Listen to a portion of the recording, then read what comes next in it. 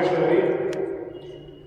आजच्या या कार्यक्रमाचे आपल्यामध्ये ज्यांना शिक्षकांविषयी अत्यंत तळमळ आहे, त्याचप्रमाणे जे स्वतःही शिक्षक आहेत असे आदरणीय मधुकर आबा, समाजसेवक, त्याचप्रमाणे माजी जिल्हा परिषद सदस्य आणि खरोखर समाजाविषयी ज्यांना आत्मिक अशी तळमळ आहे असे जामखेड तालुक्यातले कार्यकर्ते मधुकरजी आबा यांनी आपल्या कार्यक्रमाला येऊन आपल्या कार्यक्रमाची शोभा लावलेली आहे. त्याचप्रमाणे आता इतर मान्यवरांना सुद्धा आपण पाचारण केलेलं होतं, परंतु काही कारणास्तव त्यांना इथे उपस्थित राहता आलं नाही. म्हणून या ठिकाणी आपण आबांच्या मार्गदर्शनाखाली हा कार्यक्रम घेत आहोत. सभापती साहेब आलेले आहेत, त्यांचं आगमन काही सेकंदामध्ये इथं होत आहे. त्यांचंही सुद्धा हार्दिक असं स्वागत आणि अभिनंदन करूया. सर्वजणांनी जोरात टाळ्या वाजवाव्या आणि आजच्या कार्यक्रमाचं प्रस्थान करण्याची वेळ किंवा जबाबदारी माझ्यावर, कारण हा विशेष कार्यक्रम हा असामान्य असा कार्यक्रम आहे. तो कार्यक्रम पूर्ण भारभर चालतो. तर त्याचं नाव आहे पेन्शन डे.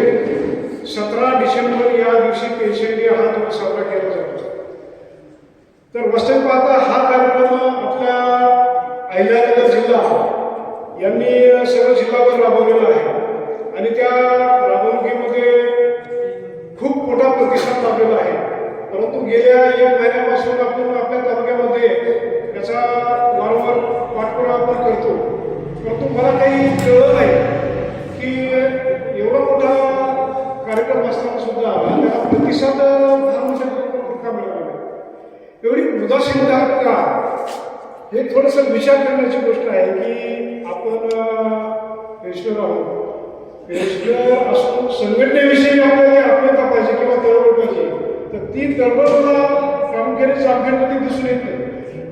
आता आपले ज्येष्ठ कार्यकर्ते माऊली यांनी मला या राजकारणामध्ये या सेवेमध्ये आणलं की त्यांनी सांगितलं की तुला हे काम करावं लागेल. काही आहे तुमच्या सगळ्यांचं म्हणणं असेल तर आपण करूया म्हणून. त्यामुळे मला पूर्ण जिल्हा तर तिथं संघटनेचे काय कार्य आहे आणि संघटनेचे काय महत्व आहे याविषयी मला महत्व कळून आलेलं आहे. परंतु आपण अजून अद्याप जागरूक नाही. तर ही जागरूकता आपल्यामध्ये यावी हा प्रथम या कार्याचा उद्दिष्ट आहे. तसेच world cultural environment protection commission नवी दिल्ली हे भारत सरकारचं प्लॅनिंग कमिशन आहे. म्हणजे भारत सरकारला ते सल्ला देतं हे ती कमिशन भारत सरकारने दिलेली आहे. तसेच विविध पुरस्कारांनी प्राप्त झालेले आहे किंवा वेगळं आहे. परंतु इथे त्यांचं कार्य आणण्याचं कारण एवढंच की संयुक्त विद्यमान आपण कार्यक्रम घेतो, कारण त्यांनी आपण हा आव्हान मागितलेला आहे. कारण मला त्यांचं आजीवन सदस्यत्व दिलेलं आहे. मी शेवटपर्यंत म्हणजे मी जोपर्यंत आहे तोपर्यंत मला त्यांचं सदस्यत्व त्यांनी प्रदान केलेलं आहे. ते सांगितलं तुमच्या राज्यामध्ये तुम्ही याचं कार्य करा. वर्ल्ड कल्चर आणि एन्व्हायरमेंट म्हणजे संस्कृती आणि पर्यावरण याचं कार्य तुम्ही तुमच्या राज्यामध्ये करा. आणि त्यांनी आम्हाला मागणी म्हणून विविध कार्यामध्ये मी त्याला जोड घालून ते उपक्रम पार पाडण्याचा प्रयत्न करतो. तर आज हा तिसरा कार्यक्रम आहे. काही बीड जिल्ह्यामध्ये मी असं कार्यक्रम घेतले. इथे बीड जिल्ह्यातील कार्यकर्ते आणि गोसेवक या ठिकाणी फोटोग्राफर आलेले आहेत.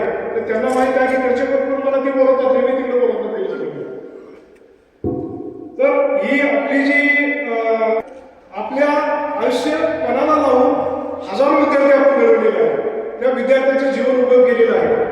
आता या ठिकाणी असं म्हणता येईल की सर्वच काही ही सर्व गाडगी जी असतात ती काही स्वतःला जात नाही.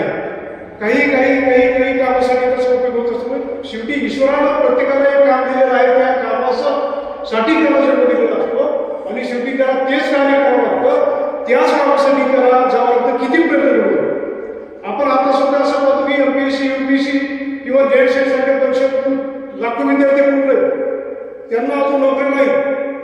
ते कुठल्याही प्रकारचे उद्योगधंदे नाहीत, त्यांना मनोरंजनाची वेळ आली. याचं कारण काय, तर याच्या पाठीमागे दैवाधीनता असते.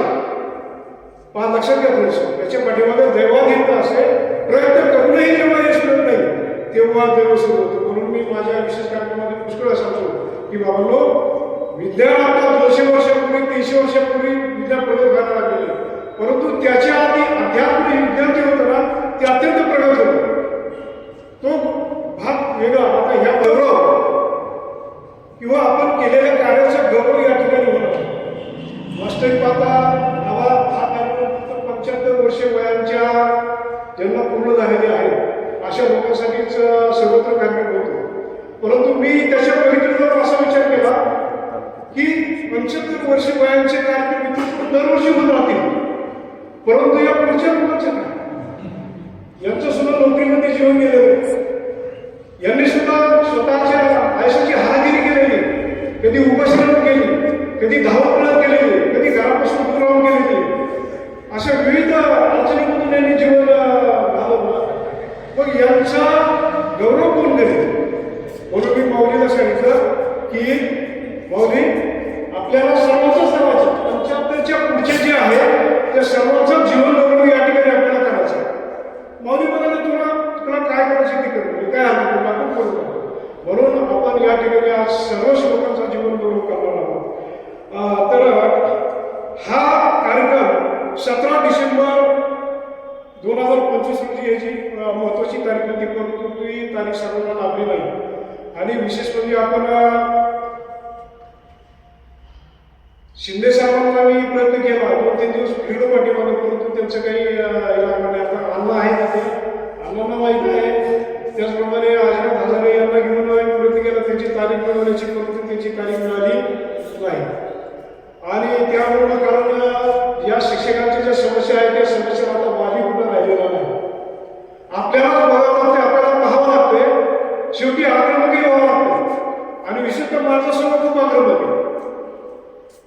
मी सर्व पेशंटला सांगतो की 5 पैसे ऑफिसमध्ये कोणाला द्यायचे नाही, कुठल्या काम करतो अजिबात द्यायचे नाही. बरे 4 दिवस काम उशिरा होईल, परंतु आपलं काम करूनच घ्या, त्याविषयी चिंता करायची नाही. आणि यामुळं काय झालं बाबा दादा, कार्यालयाला थोडीशी आमच्याकडे पाठ फिरवतो, नुसतं शब्द देतात परंतु कामच करत नाही. आणि विशेष म्हणजे आमचे जे पेशंट आहेत, आता या वयामध्ये लोकांना विविध प्रकारचे आजार असतात आणि ते आजाराला गोळ्या, औषधं, प्रापंचिक खर्च याच्यामध्ये पेशंट खर्च होतो. त्यावेळेस ही पेन्शन वेळेवर होत नाही, 1 तारखेला होत नाही, म्हणून आमची पेन्शन ही ट्रेझरीमधून व्हावी अशी जिल्ह्याची मागणी आहे. तरी सुद्धा त्याचा विचार केला जात नाही, दुर्लक्ष केलं जातं.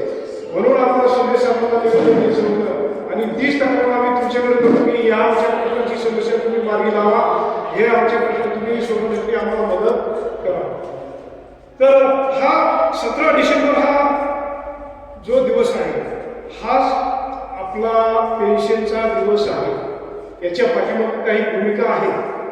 ती भूमिका अशी आहे की पेन्शन ही आपली कुठल्या अवलादावर चालत नाही, कोणाच्या मेहरबानीने चालत नाही.